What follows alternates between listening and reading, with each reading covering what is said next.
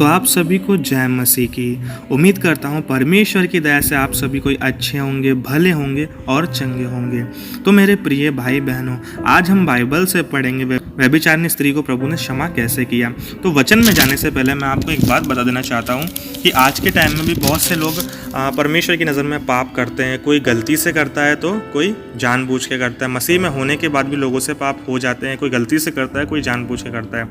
और पाप करने के बाद उनके मन में एक पछतावा आता है, एक डर आता है कि प्रभु मुझे माफ़ करेगा या नहीं करेगा। प्रभु ने मुझे मौका देने के बाद भी मैंने प्रभु की नज़र में पाप किया। तो इससे रिलेटेड आज हम वचन में पढ़ेंगे कि प्रभु हमें क्षमा करेगा या नहीं करेगा हमारी गलतियों और गुनाहों को। तो हम निकालेंगे यूहन्ना रचित सुसमाचार उसका अध्याय 8।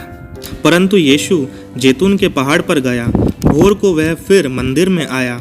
सब लोग उसके पास आए और वह बैठकर उन्हें उपदेश देने लगा। तब शास्त्री और फरीसी एक स्त्री को लाए जो व्यभिचार में पकड़ी गई थी, और उसको बीच में खड़ा करके यीशु से कहा, हे गुरु, यह स्त्री व्यभिचार करते पकड़ी गई है। व्यवस्था में मूसा ने हमें आज्ञा दी है कि ऐसी स्त्रियों पर पथराव करे। अतः तू इस स्त्री के विषय में क्या कहता है?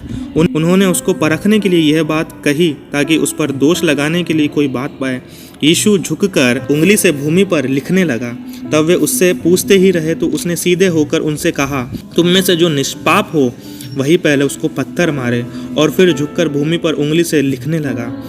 परंतु वे यह सुनकर बड़ों से लेकर छोटों तक एक एक करके निकल गए और यीशु अकेला रह गया और स्त्री वहीं बीच में खड़ी रह गई। यीशु ने सीधे होकर उनसे कहा, हे नारी, वह कहाँ गए?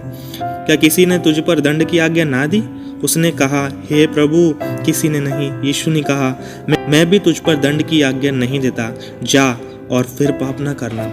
आमीन। वचन में हम सीखेंगे कि लोगों ने उस स्त्री को पकड़ा और पथराव करने के लिए लेकर आए और यीशु मसीह से उन्होंने कहा कि मूसा ने तो ये आज्ञा दी है, तू इसके विषय में क्या कहता है? तो प्रभु ने यही आज्ञा दी है, तो अगर तुमने कभी भी कोई पाप नहीं किया तो सबसे पहले तुम उस पर पत्थर मारो।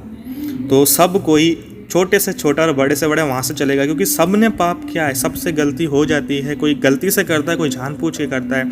लेकिन वचन में हम सीखेंगे प्रभु हमें माफ़ करता है, क्योंकि हम वचन में पढ़ेंगे यीशु ने कहा, मैं भी तुझ पर दंड की आज्ञा नहीं देता, जा और फिर पाप न करना। प्रिय भाई बहनों, प्रभु ने भी कहा, मैं भी तुझ पर दंड की आज्ञा नहीं देता, जा और फिर पाप ना करना। प्रभु हमें माफ़ करते हैं और यही कहते हैं, फिर से पाप मत करना। वो हमें क्षमा करते हैं। तो मेरे प्रिय भाई बहनों, तो हमसे भी जब कोई गलती, गुनाह, अपराध हो जाता है तो प्रभु के सामने हमें आकर हमें पश्चाताप करना चाहिए, हमें माफ़ी मांगनी चाहिए, क्योंकि प्रभु हमें माफ़ करने वाला परमेश्वर, वो हमें दंड की आज्ञा नहीं देता, वरन हमें माफ़ करके हमें मौका देता है कि फिर से पाप ना करना। तो मेरे प्रिय भाई बहनों, अगर आपको संदेश पसंद आया हो तो हमारे चैनल को सब्सक्राइब करना, लाइक करना और इस वीडियो को ज़्यादा से ज़्यादा शेयर करना, ताकि और भी हमारे मसीह भाई बहनों तक ये वीडियो पहुँचे। तो आप सभी को जय मसीह की। God bless you all.